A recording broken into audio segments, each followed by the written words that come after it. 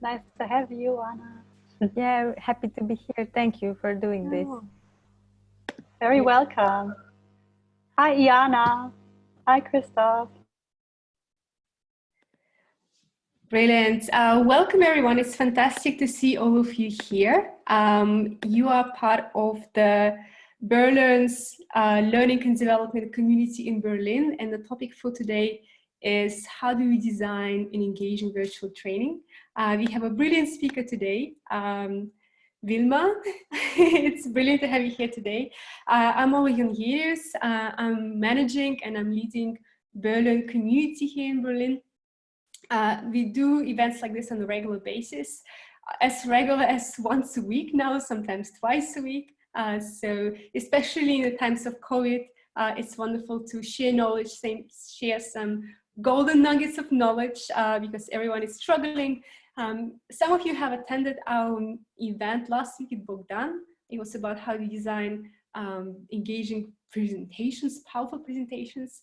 And today we're going to talk about how to design virtual trainings, which is completely different, as some of you may know, completely different level to hold the attention of the audience, engage them and make them share some of the intimate moments sometimes and make their mind shift and so on and so forth.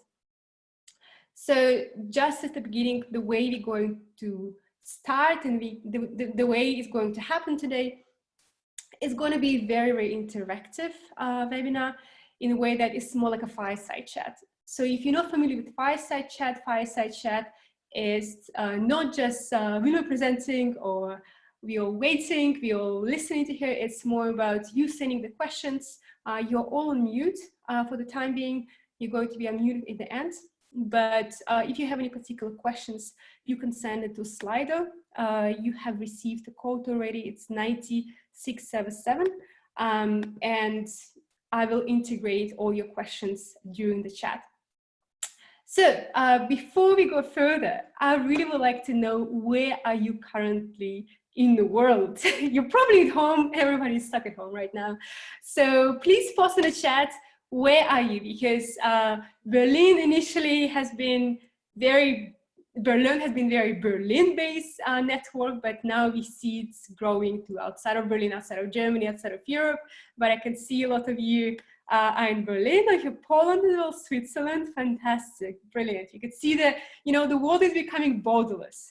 Bonn, brilliant, brilliant, brilliant. So yeah, you have the link. You have the link, so it's Slido.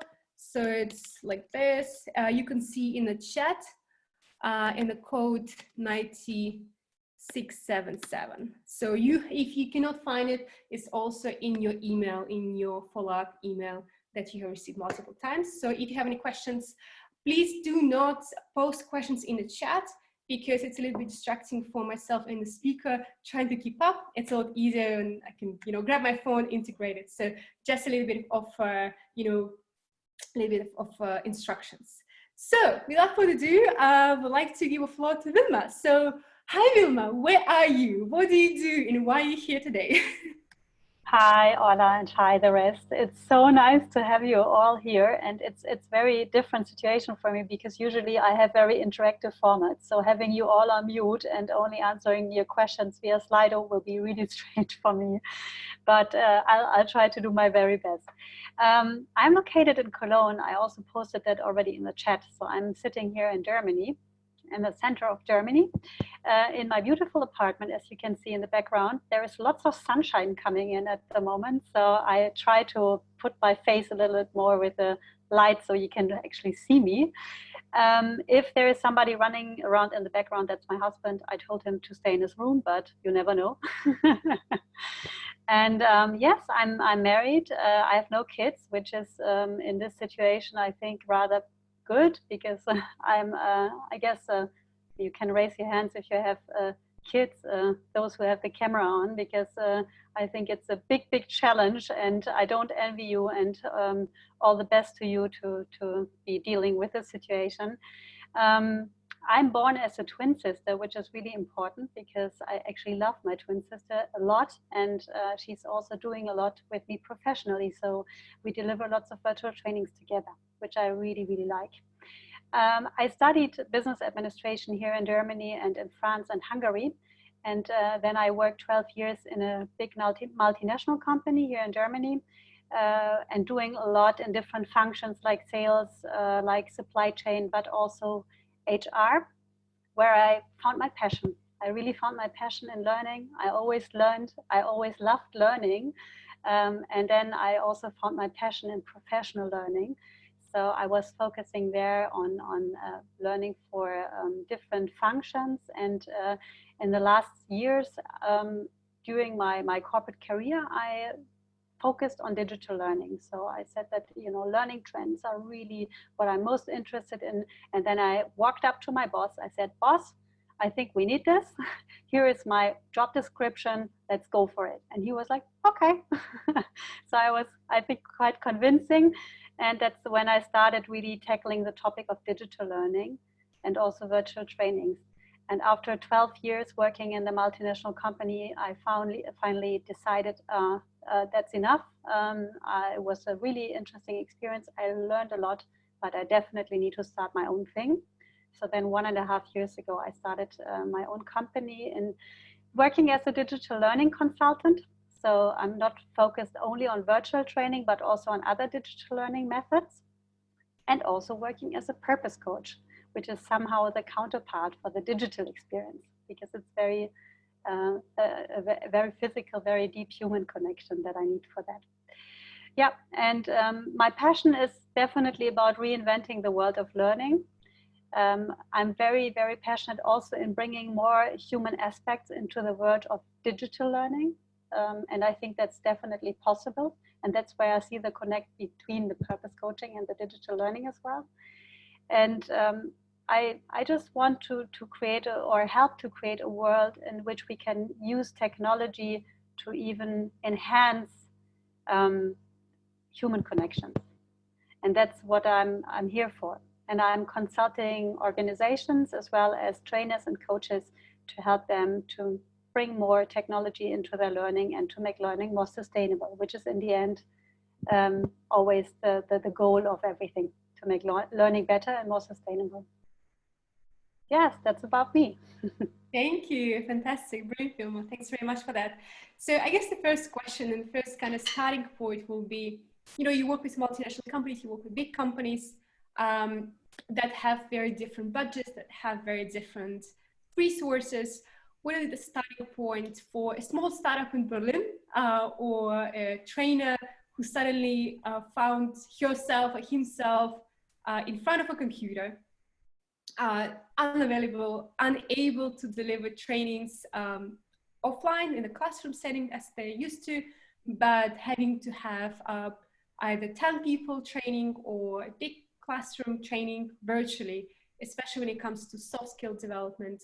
What are the main mistakes that people tend to make when they're just starting delivering virtual trainings, which is very different what we do now? It's more of a presentation, even though it's a bit of interactive.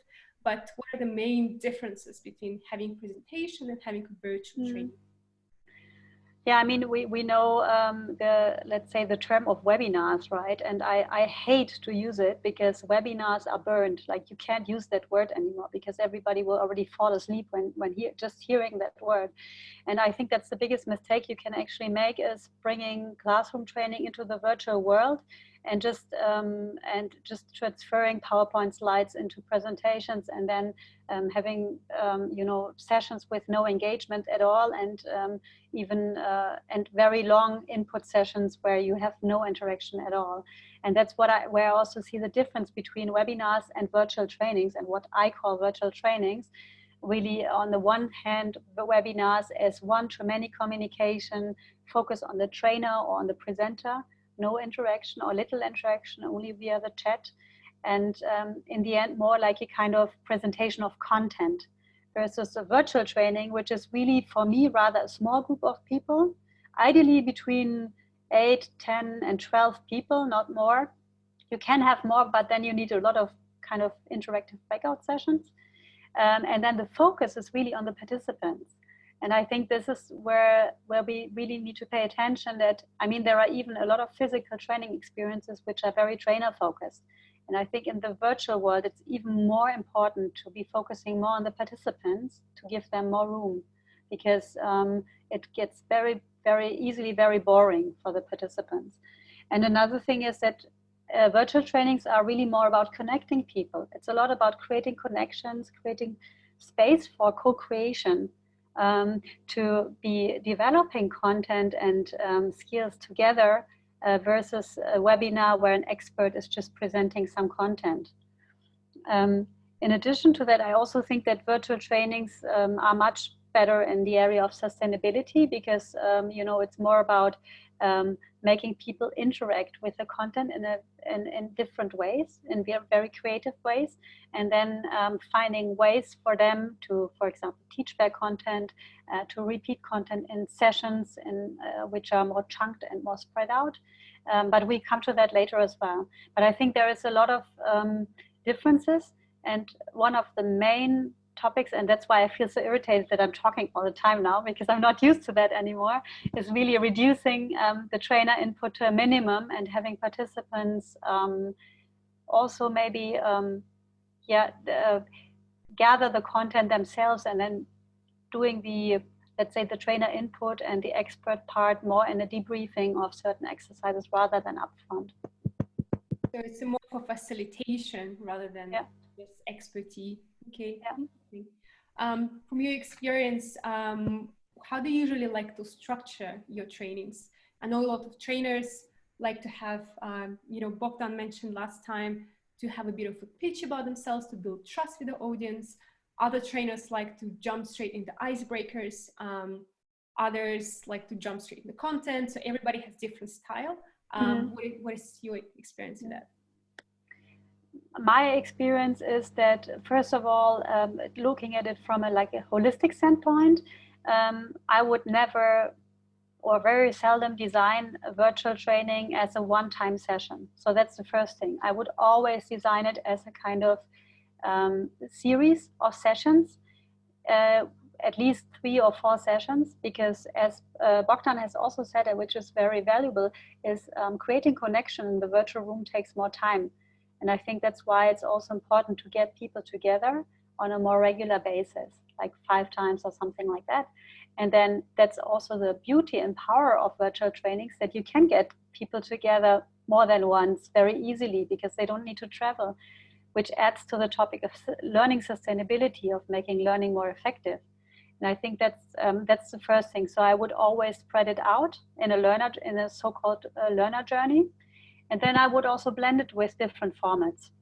I would blend it with audios, with videos, with podcast formats, with material, so that let's say the content part, where you are delivering content, is pulled out of the live online session of the virtual training. It's pulled out, and people can consume it in their own pace. That's the so-called flipped classroom concept as well. So you're pulling that out, you're making people consume that, then you're making participants in the sessions teach that back to each other, bring their own ideas. So that's just from the design perspective holistically. I would always do it like that. And then between the sessions to have transfer tasks. So always to be asking them, transfer what you have learned into your daily life, and bring your questions to the next session. Then within the sessions themselves, it's always important to start with a kind of connecting warm up. The first one has to be very long. If you have a series of questions, of sessions, the first one should be really at least half an hour or even longer. And then for the next sessions, you don't need that much anymore, but you always need a kind of warm up. And after that, I always talk about rules for engagement and collaboration, which is very important in the virtual room. So how do you use the tool? How do you use the chat function? Do you want, as you have said, Orla, please don't put your questions into the Zoom chat, put them on Slido. These kinds of things, you have to define the rules, because if you don't define the rules, then people get confused. You have to be very clear on communication. You have to do a tool introduction in the first session. You never know whether everybody has already dealt with the tool or not. I always do a survey up front, so I know where participants stand, and that's always better because then you know how much you have to explain, right? And then for sure you start with some kind of exercises. As I said, I do a lot of breakout sessions, which are not, I mean, which even start without teaching them anything up front. And then I let them gather their ideas first to see, you know, what do we know about this topic? And there is so much knowledge already. And then I take the approach of bringing them into the debrief, and then in the debrief to have them present to the others what they have found. And then I can give my additional comments, my additional ideas, my expert input. I learned that also in my trainer certification, which was more physical trainer certification. It's called experience-based training. It's a lot of bringing participants in the experience first and using the debrief then in order to teach. Yeah.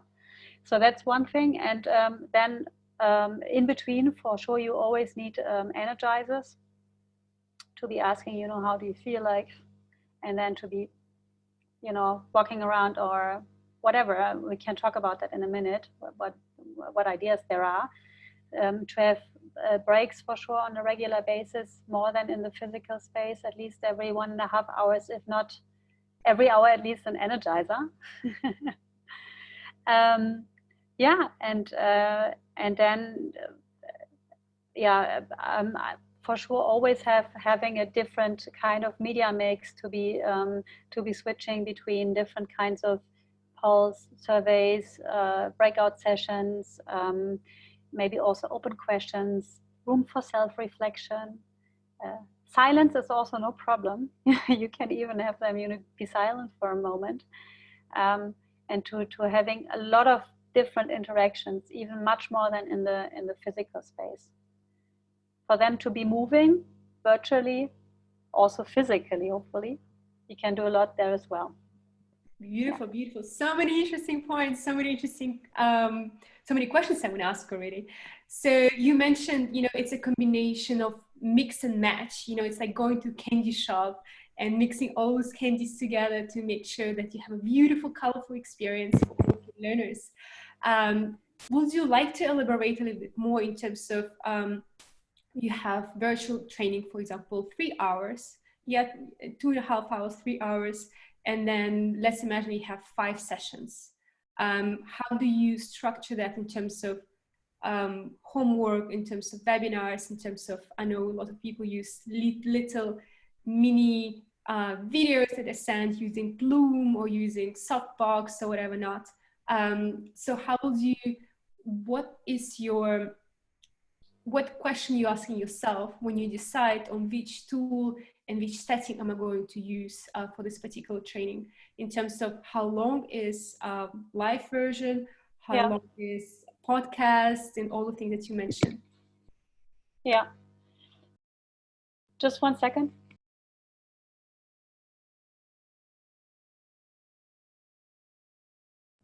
Now what happened. I have somebody going to the fridge. Sorry for that. Yeah. So I think there is no general answer to that, because it always depends.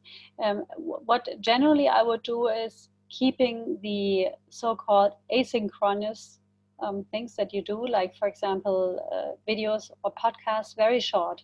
So I would never do them longer than 3 to 5 minutes, at least for the videos. For the podcast, depending if you're doing podcast interviews, they can also be a little bit longer, but rather chunking them so that people can really consume them from time to time, and they are not getting bored.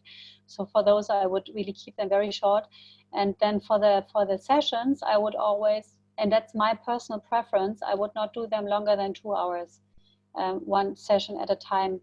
There are many people who say different things, but that's my best practice. I would also not do them much shorter than 2 hours, because I feel that you need like 20 minutes in the beginning to have everybody arrive, everything working, do the warm up, and then you start with the content. And in the end, you also need to have a little bit of time to answer the rest of the questions, to explain the transfer task for the next time.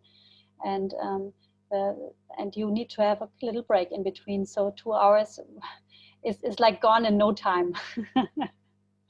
Yeah. And then what I like is spreading them over a time that you always have them every second week. So you have 1 week in between where they can work on their transfer tasks. Because then, you know, the probability is higher that they really do that and that they don't skip it. Because that's also one of the major advantages of virtual trainings. You can really bring learning to the workplace. And you can bring it much closer to the workplace than with the physical training, because you have the possibility to, let's say, factor in this transfer tasks into this whole experience and to be very close to the participants and to be, you know, communicating with them. How are you doing? What are your challenges? Things like that. You can't do that in the physical training because you're gone right after the training, unless you do a follow-up webinar or something like that. We have a question from the audience. How does debriefing work? The debriefing, yeah, that definitely depends on the exercise.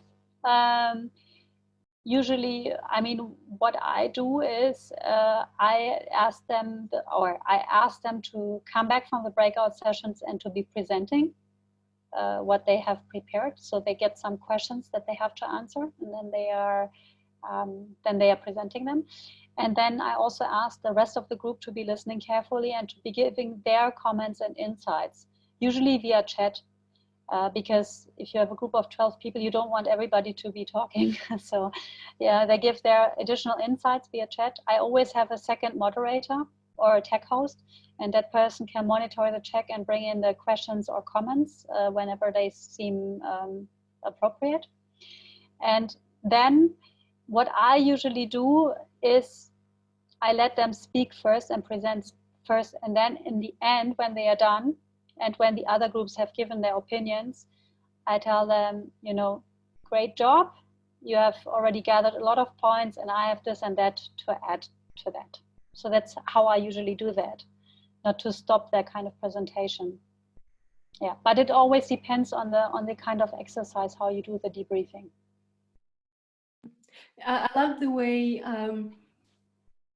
in terms of learning, it's treating your learner as an adult, you know, having the brain for themselves, so to say, because it's not like school, you know, when you get a content, get an exit, everything is explained, and then everything gets practiced and so on and so forth. You actually get them to challenge themselves and find an answer for themselves instead of you educating them. So it's very, very nice. Yeah, and you know, most participants, they don't really, or lots of participants, for them it's strange. They don't understand that. And I had a really interesting training group lately, and they were like, oh, it's so weird. You're not giving us a lot of input. And I'm like, yeah, no, but I'm giving you lots of input in between. But the way how I do it is more subtle. You know, it's not like me talking and giving them like the expert knowledge, but them rather thinking about how can we leverage the wisdom of the crowd. And there are always people in different levels.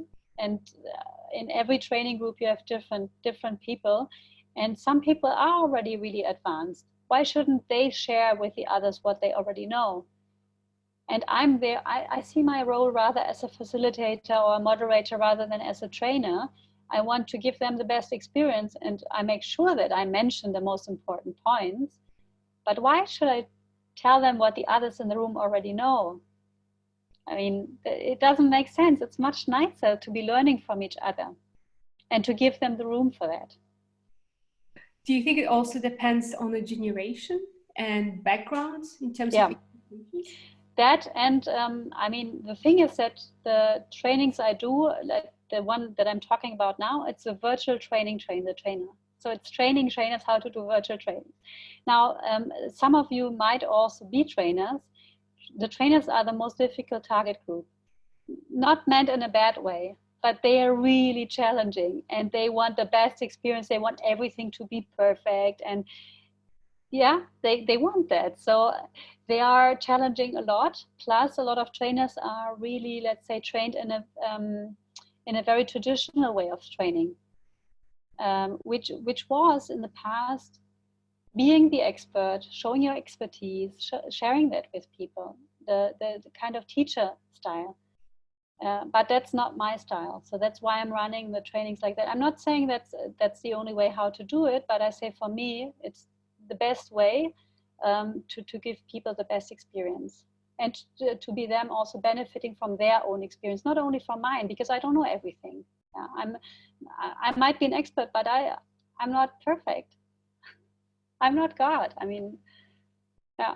And I learned a lot from that as well. So the experience for me is even much better than if I was just telling them and they were listening. You basically empower your learners to think for themselves and to also connect with others, you know, to connect within this virtual space or physical space. Beautiful, beautiful. We have another question. How do you integrate some special physical exercises in your training? And probably what the person who asking the question means is, how do you make it less awkward? Because I know, especially when you train a group of adults and you get them to have this energizers or to stand up and do exercises, a lot of people might feel a bit awkward. So how do you make this transition when you have a bit of with the content, you as an expert, and then they collaborate, and then you integrate the physical? So how do you make this transition? I mean, first of all, you can always do physical exercises that are not like stupid. I mean, the first thing is you can always tell them, just switch off your cameras for a moment, and then you give the instructions.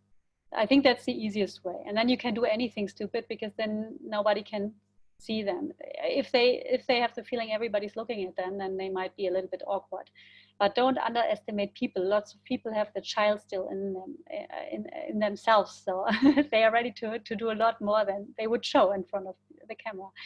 That's the first thing. The second thing is, I mean, some things like going for a walk together. That's not something where I would say that, you know, people feel embarrassed of doing that. I think on the contrary, a lot of people will like that. Also things like intellectual energizers, where you're not moving around, but you're doing maybe quizzes. You can play quiz duel where people compete against each other.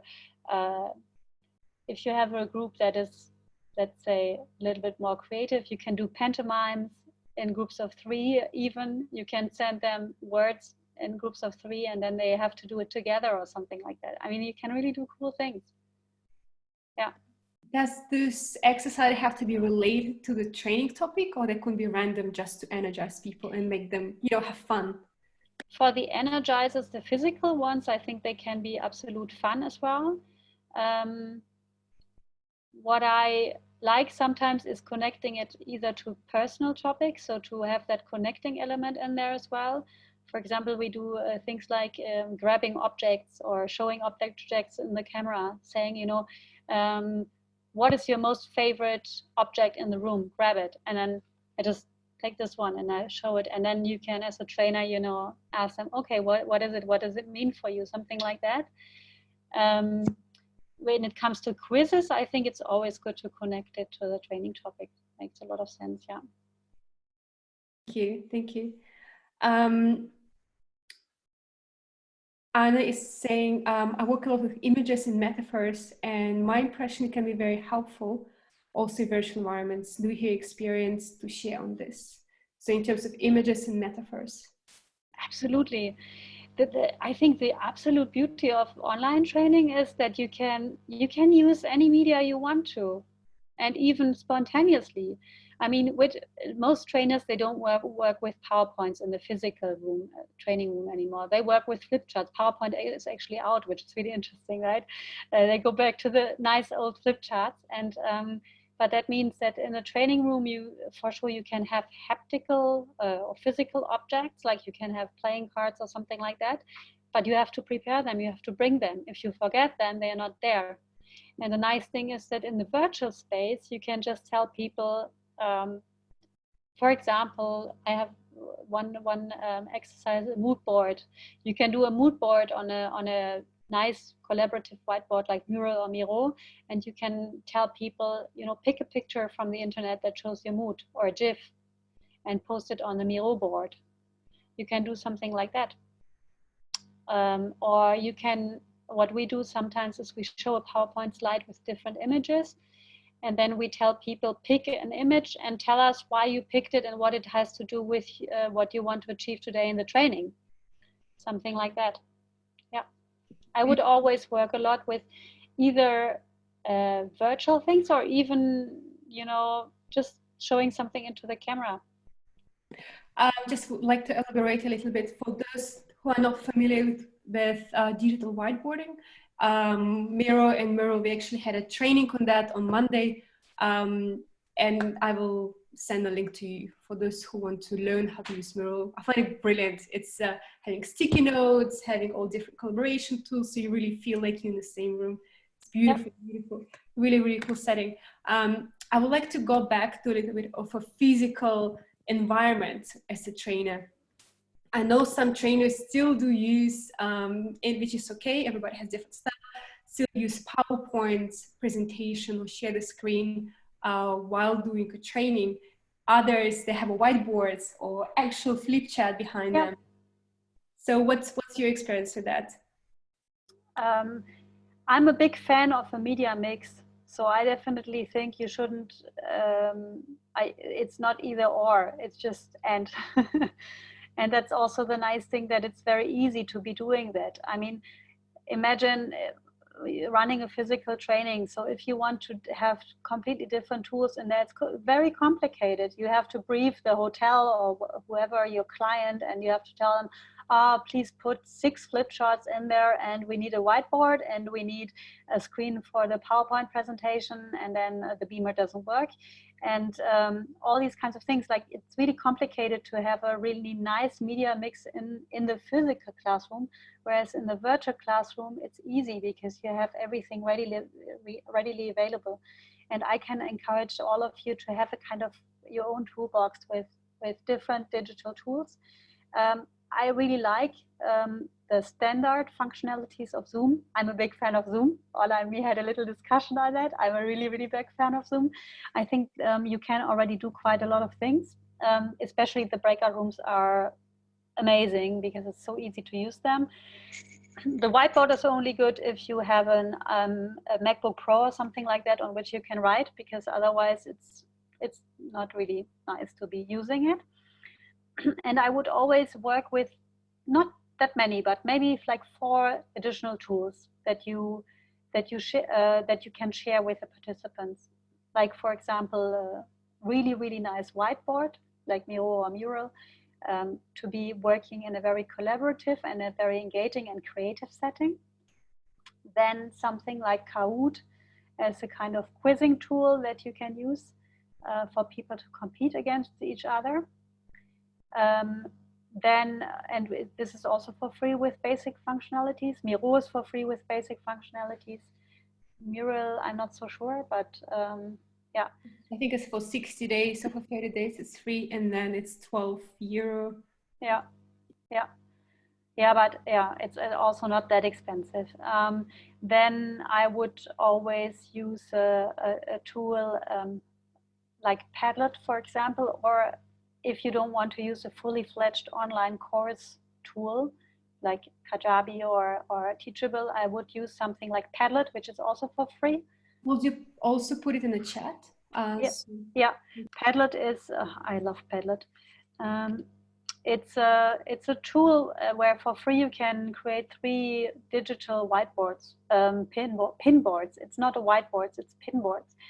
You can, for example, you can use it as a learner journey tool where you give transparency to your learners, how your learning journey will go. So you put it as a time flow, for example, and you have different columns, and in the columns you can put the flow of your training. So you start with a welcome, you have a kind of video, audio preparation, then you have online session 1, then you have a transfer task, then you have an online session 2, then you have again a task, and so on and so forth. And it's a really nice tool because you can put all the material on there as well for the training participants. You can link to all the videos and everything you have. And every time you send an email to the participants, you just link to it and you don't have to send any attachments or anything like that. So that's really nice. I would definitely have that in my like toolbox. I'm just wondering whether there was something else that I usually use. I mean, you can use Slido but that's more like for the big groups, because otherwise you can also use the chat for getting questions. I think you don't need much more. So we also have a question in terms of whiteboard or flip chart. So if you are a facilitator, if you're a trainer, should you stand? Should you stand up? Or should you sit? A lot of people feel uncomfortable sitting down when there is a slide. What's your opinion on that? Some people agree with standing, some people disagree with standing up during trainings at all as a facilitator. Others like to stand the whole time. I prefer to sit. And that has to do with the level of eye contact. And that's why I also prefer to sit in physical trainings, because I don't like to be looking down at people. I like my role as a facilitator, moderator. In virtual trainings, usually it's always good to be able to look directly into the camera, to be like at a distance of your camera. I think Bogdan also said that, to be at the distance of your camera where people don't have the impression that you always look down, and to be at their eye level. If you use a physical flip chart, which is also nice, but please try it out, because you have to write a little bit bigger than in the real space. You can do that, but I would do that all the time, I have to say. I think I would use it as one tool, but not as the only one, because then it's again like, oh, I'm writing and I'm giving the input. It's really boring for people to be looking at that.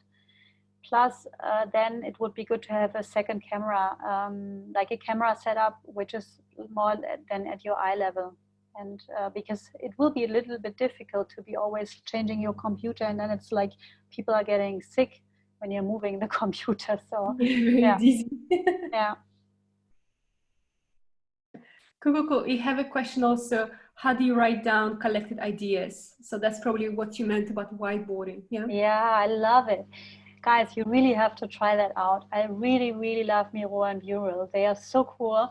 And what I really like about it is you can also generate ideas, for example, in little breakouts. So you put people together in breakouts of 4 or 5 people, but then everybody works on the same board. And the cool thing is that the four people can discuss among each other what ideas they have, and then they can add to the board, and then the others can modify and add to that. So you can have a little group setting, but you can develop ideas with the big group at the same time. You don't have that really in the physical space. You can for sure use all the same pin board, but it really gets messy. And I think that's a really nice thing. Yeah. Cool. We also have a couple of questions in terms of how do you engage the discussion? Because probably everybody of us who is a trainer or facilitator experience, when you have awkward silence, when you ask a question and when you want to generate discussion, but there is a awkward silence and you can't really point to the person, like, what do you think? In the virtual setting, how will you make the engagement and a safe space for everybody to contribute and instead of you just talking to the audience? Yeah. I mean, I have to say I usually get around that because I have so much interaction that they are always forced to talk. I mean, they can never not talk. So as I don't do a lot of inputs, people are usually in breakouts, so they discuss among each other. And when they come back, they have to present, and they have chosen a presenter and the others can add. For sure, you cannot make sure that everybody's talking all the time, but the question is, do you do that in the physical space? And I have to say, sometimes we have too high expectations of the virtual space. We think that it needs to be absolutely like 120% professional, like there shouldn't be any problems. Everything needs to be perfect. Everybody needs to talk all the time. Everybody needs to be engaged. No, why? If there are people who don't want to be engaged, it's not your job as a trainer to be like engaging everybody in the same way. For sure, you should design the training in a way in which everybody has the room to talk. And I think that doing that in the virtual space is even better, especially for the introverted people who don't usually talk so much, because I have the impression from my experience that they're even talking more. And then you can create engaging exercises where everybody has a slot to talk. For example, I don't know, do you know the connecting exercise, Ola? No. No? It's an exercise where you also put people in little breakouts, either 3 or 4 people, and then everybody takes turns and speaks 7 minutes. Usually it's 4 people, everybody 7 minutes, about a question that is related to somehow to the training or to the group. So for example, how are you here today and what are your expectations or something like that. You can also have very deep questions like how do you feel today, or what does this crisis do with you, to have them connect. And then they have 7 minutes and you have a time boxing and they have to talk for 7 minutes, or let's say they don't have to talk for 7 minutes, but if the 7 minutes are not over, there is silence. And then everybody takes turns and everybody has 1 minute to mirror what they have just heard. Not to interpret, but to mirror, just to say, you know, what did it do with me? What kind of emotions did I perceive? Something like that. And you can do things like that so that everybody gets engaged. And the second idea I have, apart from such exercises, is giving everybody a role. So it's like in agile methods as well, to say, you know, if you go to the breakout, then please have assign 1 moderator, 1 timekeeper, 1 minute, documenter, something like that. So everybody has at least an active role, even if not talking. Beautiful, I love it, I love it. Recently, I've learned of one very simple exercise in order to engage everyone, especially, you know, not everybody is an extrovert, to have the method of clock. So everyone, for example, when you have a small group, especially, or also works brilliantly with a big group, during discussions, you have, in the beginning of the discussion, you actually assign the clock. So Mark goes before Ola, Ola goes after Sam, and so on and so forth. So you actually know who is next and where is your role. So you don't actually, you know, go in front of a meeting, go ahead of someone and, you know, dismiss someone by an accident. That's good. That's actually a really, really good idea. Another idea that you can also use is, I like that, because it's not good as a trainer to always be saying, oh, Tony, tell me something now, or Barbara, now talk to me, because that's like a teacher, right? And the way how I do it is, especially also in the beginning, when I want people to be, you know, presenting themselves or whatever, I just say, you know, Christoph, please present yourself, and then say who should be next. So you can put it to the participants to be always naming the next person. So it's not like, you know, you're trying to make people talk that usually wouldn't talk. So that's you're empowering people. Yeah. It's a nice icebreaker. I've also used in some of my sessions recently. It works brilliantly in Zoom, especially when you have not too big of a training, not 50 people like I have on Monday, but say, I don't know, 10 people, for example. And especially when it's a new group, people have to introduce themselves, and everyone in Zoom has, you know, different, you know, there's on the above, to the left, to the right. So I have one person on the left of me, there's myself on the screen, and I have a pen, I introduce myself, and then I pass the pen along to the right, to the left, on the bottom, and the person has to grab it. So they feel physically connected because they have a pen. I like that. That's a cool idea. Yeah. You could also do it in a way that people draw each other as a kind of idea for the warm-up, and then you have to guess who is being drawn, and then the next person takes turns. I mean, there are lots of good ideas, I think, how to connect people and make everybody engaged. Yeah. What are the ideas for energizers that you use for people to, you know, boost the energy? Yeah, well, I think we previously talked about it a little bit. So for sure, you can do any kind of physical activities. And that's the interesting thing. A lot of people are so restricted and limited in their thinking. when they think about virtual training, although it's actually not, sometimes it's really not so difficult to do. I mean, I would always ask, what do you do in the physical training as an energizer? So why not do it in the virtual space? Is there, I mean, sometimes it just doesn't work. That's true. If people have to touch each other or something like that, mostly it works. Like this thing here, this works really well. Then, as I said, going for a walk works really well. Then getting something from the room, grabbing objects. What do you mean by going for a walk? Going for a walk around the room with your screen? Or? No, you can have everybody connect via phone, and then doing an exercise where they have to do some creative brainstorming and having them go for a walk together. You put them in breakout rooms and then they go for a walk, and after half an hour they come back. It's really, I mean, with the mobile device, it's not a problem at all. Yeah. I mean, there are, as I said, many things that you can do physically, and there are almost no limitations. Plus, you can do lots of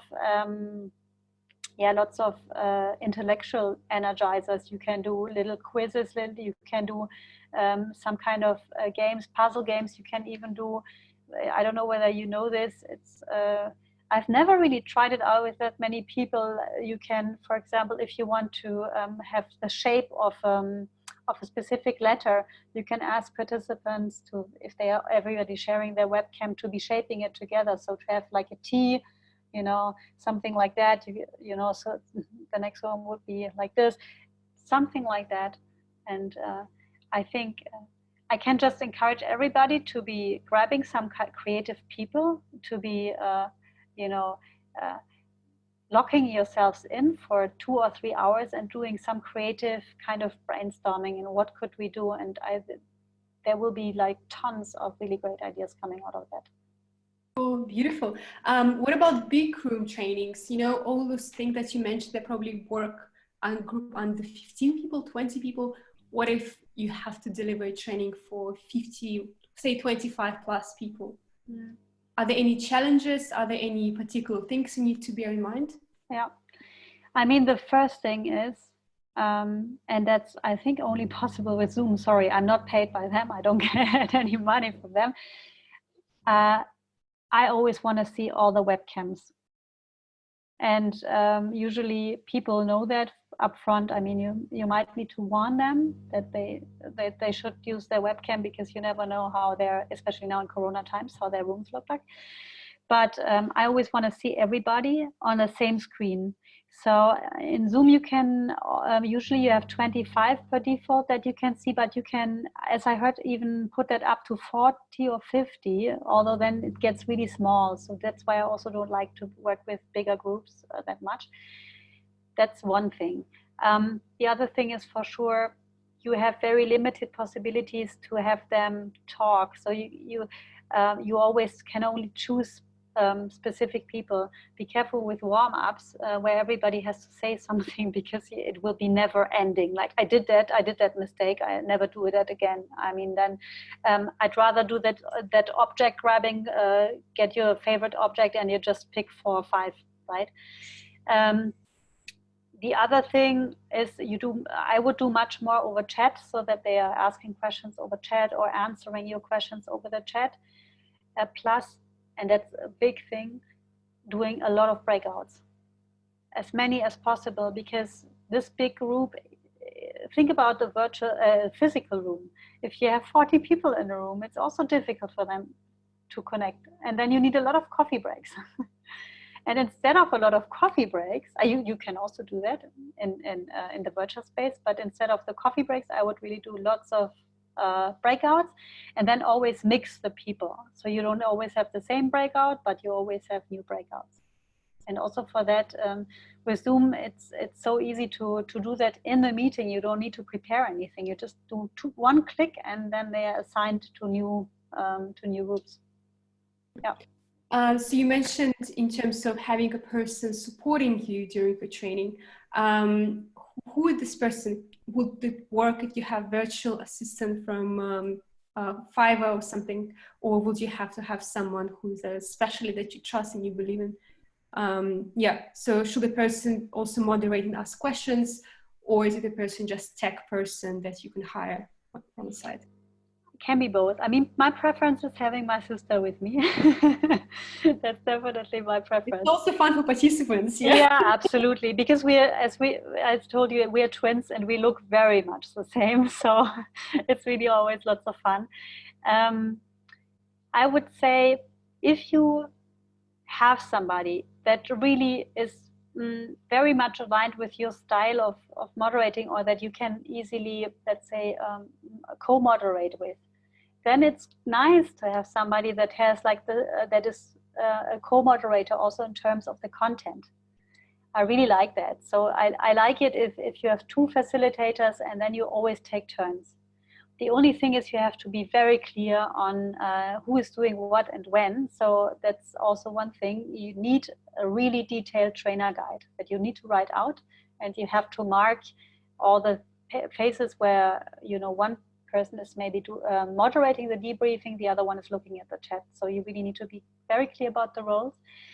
I very much like that because I love training with a second person. So I'm a team person, so I really like that.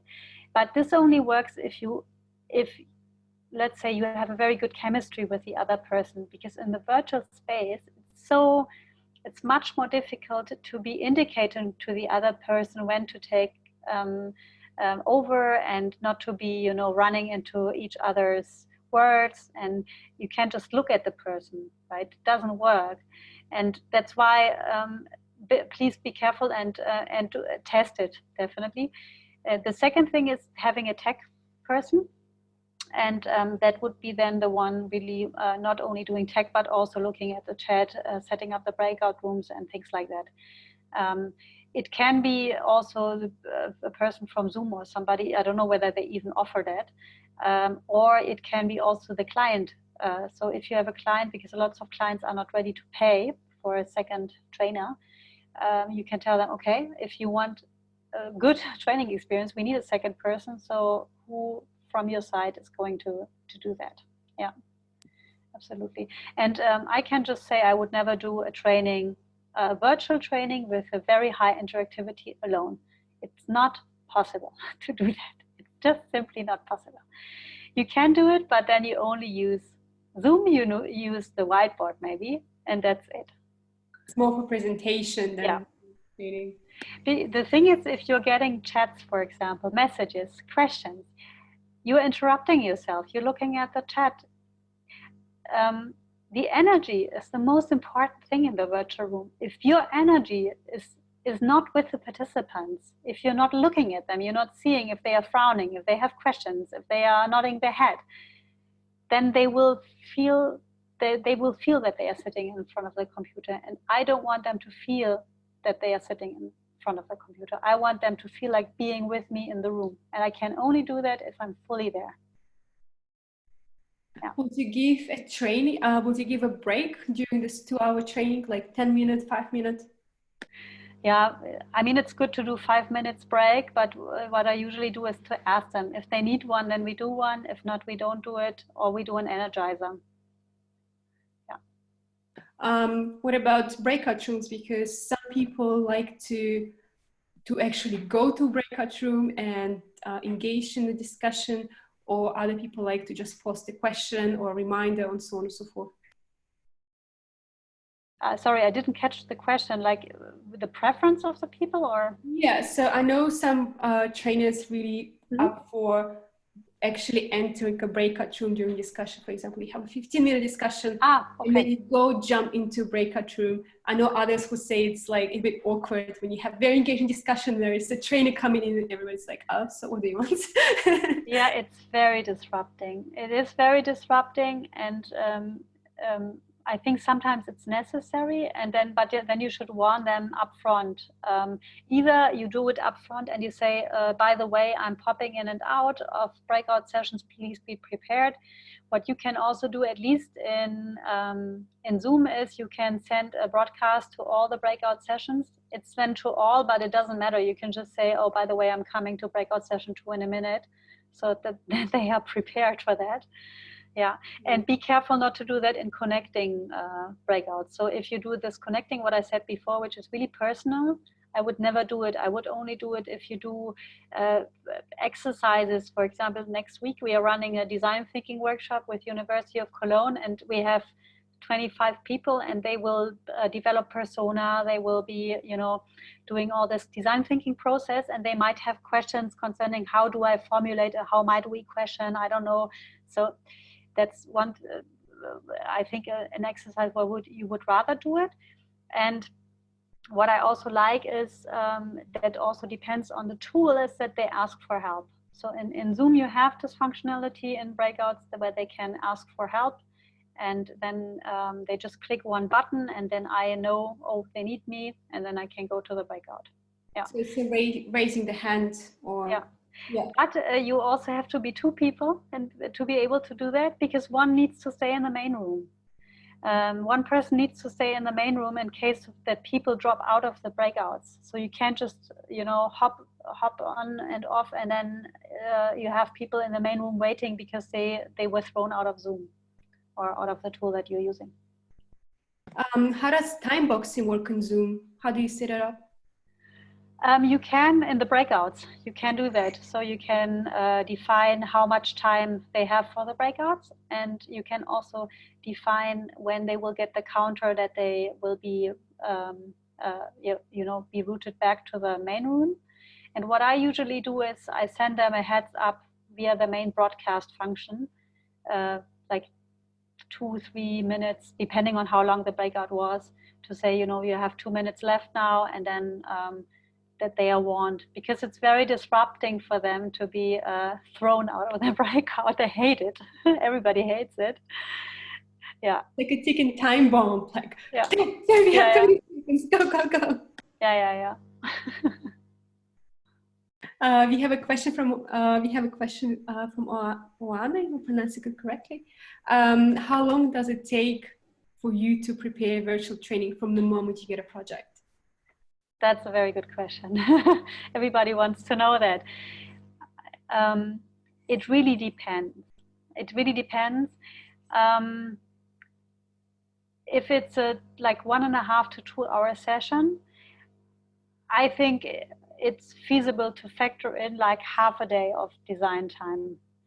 You will need more, definitely, but you will also learn with the experience. So you will be able to, let's say, to recycle and reuse what you have done.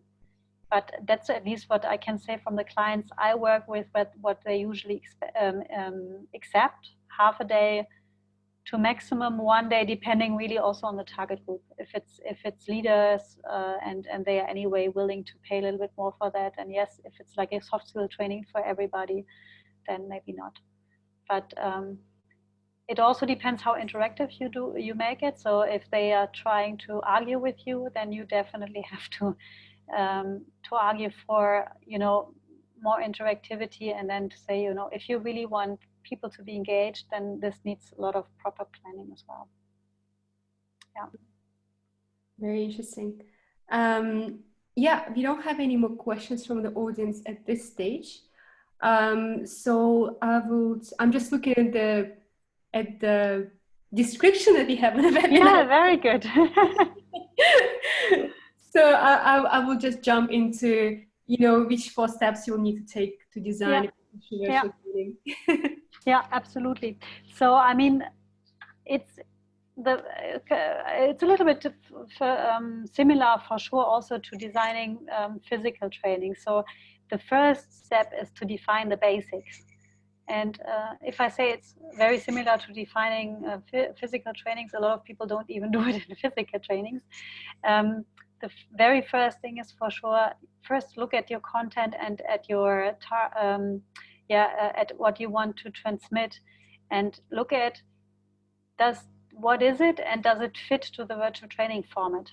Yeah, because not everything fits to the virtual training format. So you have to be very conscious of that. Will I really be able to demonstrate and to train what what the content is in a virtual space? And that connects to the second topic, to the learning targets. As you know, you have knowledge, you can transmit knowledge, you can train skills and also emotions. I think in general, you can train everything in the virtual space, unless it's not really completely depending on physical objects. Like if you want to train how to use a machine, it will be difficult if people don't have the machine at home. Learning how to drive virtually. Yeah, but most of the skills you can train in the virtual space. So also soft skills like negotiation skills, you can do role plays, you can do presentation skills really well. A lot of skills can be trained in the physical, in the virtual space. The fourth point, or the fourth point in here is the conditions. When you're defining the basics, you really have to know about what is the tool that I'm going to use. That's the most important thing. Lots of people forget it, and then in the end the client says, oh, we can't use Zoom, we have to use Adobe Connect, or we have to use Teams, or even worse, Skype for Business. This completely destroys your training. I mean, it's a completely different setup. You really have to rethink your whole didactical design. It's a lot of waste of time. So this is important. It's important to know how much budget do they have, for sure. Coming back to your question, Oana, on the topic of, how much time can I factor in for designing it? Which tools can I use? And all these kinds of things, like how much time do I have to develop it? How complicated can it be? How much learning time can I factor in? Like, can it be spread out, as I've said, in a blended learning journey? Is that possible? And one of the most important things, for sure, the target group. Who is the target group? And are they geographically spread? In times of Corona, yes, everybody, but usually not everybody. If they are sitting in the same office, doing a virtual training for sure is nonsense. If they are on different continents, it makes a lot of sense. And then also, how big is the target group? We've talked about it before. If you want to do interactive trainings, the target group should be a little bit smaller, or you should split it into different groups. And then another topic is also the online affinity. Are they also already used to be trained in a virtual space or not? Yeah, that's very, very important as well. So that's the first step. It's the basics, as I've said, that you have to define. The second step is the didactical preparation.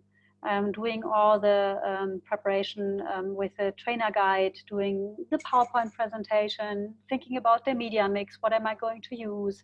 Also thinking about the interactions. That's everything, and doing that in a very good way, and doing the PowerPoint then after you've done the training guide. Then the third thing is the technical presentation, to be really thinking about, am I familiar with the tool? Do I need to get more into detail? Do I need to do a test session, a training session, or something like that? And what will I need? What kind of equipment will I need? Headphones? Will I need a better internet connection? And these things.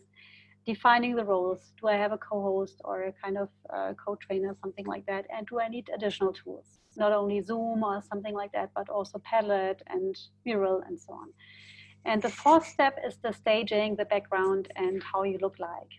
That's the fourth thing you need to prepare. That's prior to the training, right before you're doing the first session, to think about, how can I close my room? By the way, I'm very sorry that there's some noise in the background. My neighbors are doing some kind of strange work. So I hope it's not going to be too loud. Sorry for that. Yeah. So these are the 4 steps I would say are the most important. Do you have any particular checklist just before the training? Yeah, absolutely. Yeah. I mean, the checklist concerns all the, for sure, first of all, these basic steps, but then also a kind of checklist for the, what you need to make sure in the beginning of the session, like, for example, muting the audio, switching on your camera, putting some water on the table, putting something to take notes, things like that. Yeah. Yeah, and I think the most important one also, learn the hard way. Really use broadband if you can, just not Wi-Fi, but just broadband, because internet connections sometimes can be Yeah. Even the best one can give you surprises. So if you logged out for a couple of minutes or even a couple of seconds, it ruins your reputation as a trainer. Yeah, and I also can say, you know, I love checklists. I'm a big fan of checklists. And at the same time, I'm a human being. And I think we often forget that in virtual. As I have said before, we always think everything needs to be perfect. Now my neighbor is doing some works. Yeah, so what? I can't do anything about that right now. That's okay. And I also think if you forget something or if something doesn't work out, take it with humor. I mean, it's fine. As long as you have the credibility in terms of the content, and that's fine. And everything else, my God, I mean, we shouldn't be trying to make something perfect that will never be perfect, and that will be boring if it's perfect. Yeah. Absolutely, I love it, love it. Especially, I mean, we all in this together. Everybody knows that. Yeah. Kids, people have dogs. You know, deal with that. Just deal with it. Absolutely. Wonderful. So do you ever share slides at all, or you share your screen during presentations? Yes, I share slides, but with not much text. That's why I didn't show slides today. I was really thinking about, should I prepare some slides? And then I was like, yeah, but then I would write one word on each slide and then it doesn't make sense. So I could also as well leave out the slides. I think it's good, especially if you're showing an agenda, for example, or you're showing rules. But if I'm showing rules, I show pictures that symbolize these rules, for example. And then I sometimes use the PowerPoint as a kind of structuring guidelines. So I just put one word on a breakout session or a transfer task or something like that. So that's a kind of little reminder also for myself. The only thing is that as often as you can, switch off the screen sharing, because otherwise people can only see themselves very small. And I think it's much nicer to be using the gallery view as much as possible. Yeah. When do you have breaks? For example, if you have 3.5, 4-hour session, would it be every hour, 5-minute break? Do you have any kind of rule of thumb? Yeah, as I've said before, I think after 1.5 hours, definitely you need a break. Sometimes after an hour, people tend to fall asleep, and then I would do, and I mean, you can't do a break every hour, but you can at least do an energizer.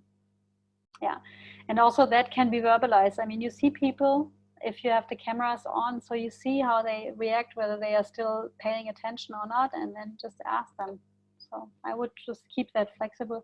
And the nice thing is you're not tied to any coffee breaks in the hotel where you have told them, you know, at 10 o'clock, we're doing a coffee break. Please set up everything. No, just do it, you know, spontaneously. Yeah, brilliant. Just back to basics, one person just is asking, what kind of basic equipment do you need? So you have a camera, you have a microphone, you know, if you want to be fancy, we have like this microphone, you have lights. I don't have my lights installed today, but you know, usually, ooh, that's too much. You know, usually have like proper lights for a proper setting. What other things do you need to kind of just to set it all up? I have to say, and that's my big topic, don't make it too complicated. And I think we talked about it in the beginning. Some people, they don't, or Ola, you said that some people, they are really afraid to start because they think they need so much. And I'm actually currently setting up an online course on the topic of digital learning for trainers. So how can you create your own digital learning assets with almost no equipment? Like, what is really needed? What do you need to do something that is professional enough that you can give that to your customers, and that is not overdone? And for virtual trainings, I mean, I have a normal MacBook with a normal webcam. I always really like using regular headphones from my cell phone. I also have like these big headphones, but I just don't feel comfortable with them. With a MacBook, you can even use your inbuilt microphone because it's really good. It's even better than any headphones, unless you don't have any background noise. For the light, I have a cheap IKEA light that is really makes warm light. So I like that, to have warm light. But even that, you don't really need it. Just put yourself in front of a window, that the window is not directly in the back, so you're completely black or something like that. Have a nice background, or at least something that doesn't look too, like, completely messy. But I also love something like Christoph. Like, I love your bookshelf. I love books. By the way, I also have a lot of books here. So that's nice. And you don't need anything. The most important thing is the internet connection. If that sucks, that sucks. You can't do anything. Yeah. Absolutely, absolutely. And do you ever share videos in your trainings? Yeah, I do that, but don't do it via something like your virtual training tool. Don't do it via Zoom. It's a disaster. You can't do it because the problem is that the sound is usually, it's running pretty well, but the images are not streamed correctly. So what you can always do, put the link into the chat and have people open it and then look at it. That's fine. Audio is no problem. So audio sharing is really no problem. You can share that and it works really well. But video is a little bit complicated. How do you document the training? Is there something like a document? I'm not quite sure what the question means, but I think I understand. I mean, okay. I think it's about the way how to post-prepare the training. So what do you provide to the participants? So what I usually provide is definitely the presentation. It doesn't make so much sense so if the presentation doesn't have a lot of words in it. I also did that already, and I said, it doesn't make sense. Why should I do that? If it only has one word per slide, so it's not interesting for the participants. So it would be good if you and that's what I usually do if you have the whiteboards downloaded, and you can even then insert them into your presentation, because as I said, I don't present a lot of content. I let the participants do the content and then I just add to that. So I put their whiteboards in there, and then I usually have for sure some slides for myself so I don't forget any important points. So I also put those in there. I put the, if that's fine for the participants, the chat, the downloaded chat in there. Yeah, so yeah, and then I usually provide the recording only to the people that have been absent. Mm-hmm. Absolutely, yeah. Especially in terms of privacy and so on and so forth. For all, there are a couple of questions in the chat. We do record this training. There's not training per se, but more of a presentation, this webinar. Sorry, no, you don't like this word. But I have experience with when I had participants on the screen in Zoom. You can record on Zoom, but I didn't use the speaker only mode. And I could see all the participants in the recording. So I was not allowed to use it due to the privacy reasons. So when you record the training, definitely bear in mind, or explicitly ask every participant whether they're okay with sharing it publicly, because, because of privacy is definitely very, very important. It can get you in trouble if you don't take it seriously. Absolutely. Yeah, that's really important. Especially after these discussions around Zoom. It's even hotter, the topic right now. Yeah. Absolutely, absolutely. So we don't have, okay, is the live whiteboard function of Zoom working well? Which one? Sorry? Whiteboard function. Depending on how you define well. Yes, I mean, it works. It works. It's fine, but for example, it doesn't look that nice if you type with your keyboard. As I said, it looks nice if you use a MacBook Pro with a pen and then you just write on it like it's a regular whiteboard. That's really, really cool. Apart from that, what I don't like so much, or I haven't found it yet, is that you can prepare it before the session. So you have to do it during the session, which is not so nice. And then also I would always like to have more like pictures and things on it. And that's why I prefer to work with something additional like Miro or Mural, because they are much more visual, they have much more functionalities. If you just do a brainstorming, and especially if you do the breakouts, and you tell people just do a brainstorming or an idea collection, just type your things, then it's absolutely sufficient. Yeah. Good. We don't have any more questions, so and we have just another 12 minutes left. Just in terms of timekeeping, I would invite any more questions that anyone has. Please put it in Slido or put it in the chat.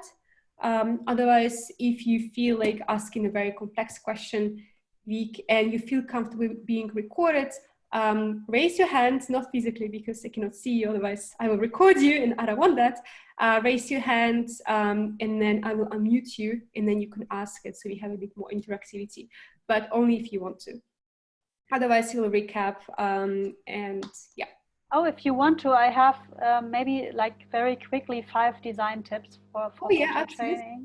Yeah. I've prepared them, so I'm always prepared. Nice. I can share them with you. Born ready.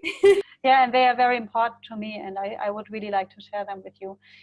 So the first tip is really design for human connection. That's like the most important thing. You have to design for human connection. You have to factor in that people need more time to connect. Have really a lot of exercises in there where people can also connect in smaller groups. But what I mean, design for connection is also you have to connect with the participants. You have to talk to the camera. You have to address if you see somebody having a question mark on their face, to be talking to that and to saying, oh, I have the feeling you guys don't really get it. Can I help you with that? Yeah, maybe you'd say it in a different way, but you have to be authentic. You have to show don't be too professional. I mean, come on, professional, so sorry to all those who love being professional, but it's sometimes so boring. Just be yourself. You know, I really, really love that. Show the participants you care about them, about their learning experience, and that's really like the most important topic. And if you have any troubles with your technologies, just verbalize them in a positive way. That's fine. So that's the first thing. The second thing is design for creativity. Don't make it boring and just do like breakout 1, 2, 3, 4, 5, 6, 7. Always ask the question in the same way. Just try out different things, different tools, leveraging really everything that is there. I mean, you have unlimited possibilities in the virtual space. Do a creative session before, and for sure always ask yourself why. I mean, don't do just the creative exercise for the sake of the creative exercises, but do them because they are there to help you achieving a specific learning target, and it's the best way from your trainer's perspective to do that. So that's the second thing. The third thing is design with courage and love, because you know, if you don't have courage to be trying out things, to be trying out different tools, and if you don't do that out of a state of saying, you know, I really want to shape this new world of learning, you won't get the participants. Just do it with an attitude of, I'm the best promoter of this thing, of this virtual space. If you're not convinced, forget about it. I once really forced a trainer into virtual training because I was working for the multinational. I said, we all have to do virtual trainings and you have to do them as well. He hated it. Oh my God, that was such an awkward experience because he hated it. There were like Russians, like I think 30 Russians in the room, in the virtual room. And he was talking about the technology. He had issues. He was swearing all the time. Oh my God, and it was so bad. And I said, no, you have to be the best promoter. If you're training in the virtual room, be convinced that it's good. If not, then forget about it. Then don't do it. If you don't like doing it, you don't have to do it. Not everybody needs to train in the virtual space. Blaming the technology is probably the worst thing you can do. Technology, you know, if technology fails, it's more likely you've done something, and you look a bit silly if you make a technology, you put a blame on technology. That's, yeah, definitely, as you said, you know, use humor, be relaxed. Yeah, absolutely. Mistakes. Yeah, absolutely. I mean, and everybody will understand because everybody had that experience in the past, right? Then design for energy. Um, think about how you can put yourself in a kind of peak state before you start the training. Like, you have to come with a positive energy to be really, sparking like this kind of energy in the room that people really want to listen to you. Yeah, I mean, that's really, really important. Use your gestures, your mimics, maybe a little bit more than you would do in the physical space, and have no inputs longer than 5 minutes. I mean, I know I do that now, but I would usually not do that. And also there you can, work with humor, work with cartoons or whatever, to have people laugh. I mean, anyway, laughing, positivity is the best thing to boost learning. And in the virtual space, it's even more important because people feel like they are somehow disconnected. And the fifth point is design for sustainability. So for me, I mean, my target is to make learning better. And I think digital learning and virtual training, especially in this under this big umbrella, is ideal to do that because you can chunk content, you can spread it out, you can get people together several times, you can repeat content, you can really put neuroscientific findings into practice very easily because you just, it's much easier than doing it in a physical space. And that's why I think putting, transfer tasks, making people apply what they have learned, bringing back their challenges, grouping them into social learning groups so that they can come together, be in between the trainings. If you have some people physically sitting together, that might also happen, right? So they are sitting in the same office. Why not have them join a social learning group and they meet physically in between the virtual sessions? And that's the fifth point I would definitely stress. Love it. Beautiful. So many interesting tips. We have, just to keep on time, I'd love to have more questions asking you what you just shared with the audience, but we have very limited time and we have 3 questions all of a sudden. Wow, cool. So let's do it very quickly. So does Microsoft Teams also have breakout rooms and is it working well? No, it doesn't at the moment. I think it will change pretty quickly. But at the moment, Microsoft Teams is more like a webinar tool, I would say. I think you can use any tool, but then you really have to think about how do you design breakout sessions so that the people, for sure they can also call each other, but it's all more difficult because you can tell them, now you have so many minutes and please call each other or open a separate Microsoft Teams session or something like that. It works, but it's not as nice and it's more difficult to get people together in the room again. Yeah. I also work with people with really low digital skills and many participate using the phone. Any tips for this kind of situations? Yeah, I mean, generally, I would always be careful if you do several sessions. If you have the opportunity to get them together really like 3 or 4 times, then start easy. So start maybe with the main functionalities of the tool you're using, like with Zoom, you use maybe only the chat and maybe the whiteboard in the first session. And then in the second session, maybe you use Slido or you use Mural. Don't overload them with too many tools at the same time if they are not, if you already know that they are not used to that. Yeah. So that's what I would do. Then today I talked to a trainer, I do trainer sparing as well. And she was so cool because I told her about all these technical possibilities and she was like, Wilma, stop, it's too much for me.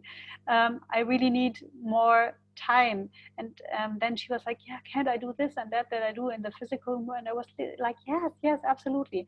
So for these target groups, try not to use too many virtual tools and try to use more haptical, physical things like, holding cards into the camera or using a flip chart where you write on. Give them the experience. I know some people just taking the cat or a dog.